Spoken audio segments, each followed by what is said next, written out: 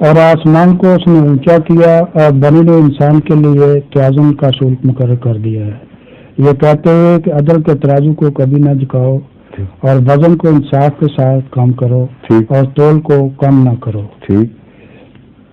آسمان کو اونچا کیے جانے کا توازن کے اصول عدل اور انصاف اور ناپ تول سے کیا تعلق ہے اور ان کو یکجا کرنے میں کیا حکمت ہے؟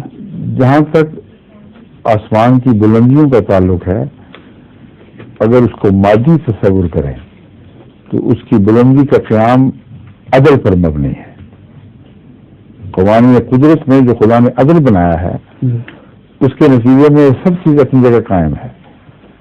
اگر وہ ٹل جائے کہیں سے تو ساری کائنات کریش کر جائے گی۔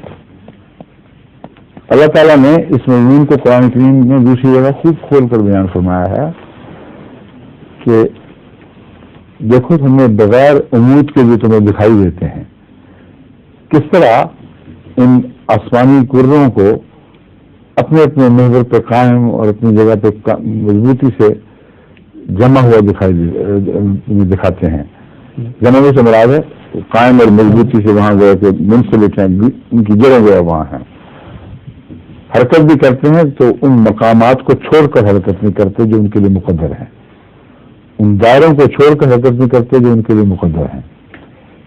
یہ جو نظام ہے یہ عدل کے بغیر ممکن نہیں۔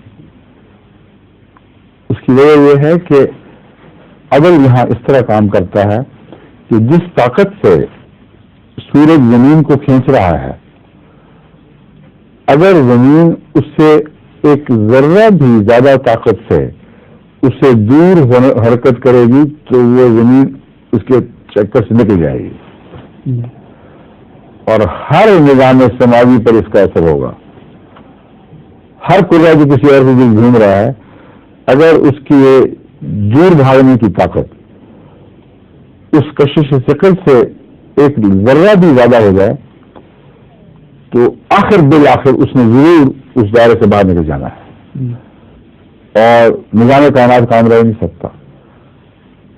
جس طرح رسی کہ اگر ریڑا باندھ کے آپ گھمائیں تو اس لیے ریڑا باہر نہیں جا سکتا کہ جتنی طاقت سے ریڑا باہر جانے کی کوشش کر رہا ہے، اصل میں گھمانا اس کا آپ کو دکھائی دے رہا ہے خام خواہ، اصل میں گھمانا نہیں تھا، وہ آپ نے اس کو جو مارا ہے تو دور پھینکنے کے لیے مارا ہے، کیونکہ دونوں ہی اس کے برابر طاقت نے اس کو روکا ہوا ہے، اس لیے یہ گھومنے لگ گیا اور عدل کا حیرت انگیز نظام قائم ہو گیا۔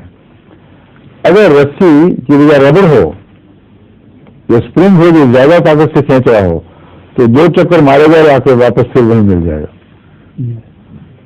تو آپ کو نظام عدل دکھائی نہیں گیا۔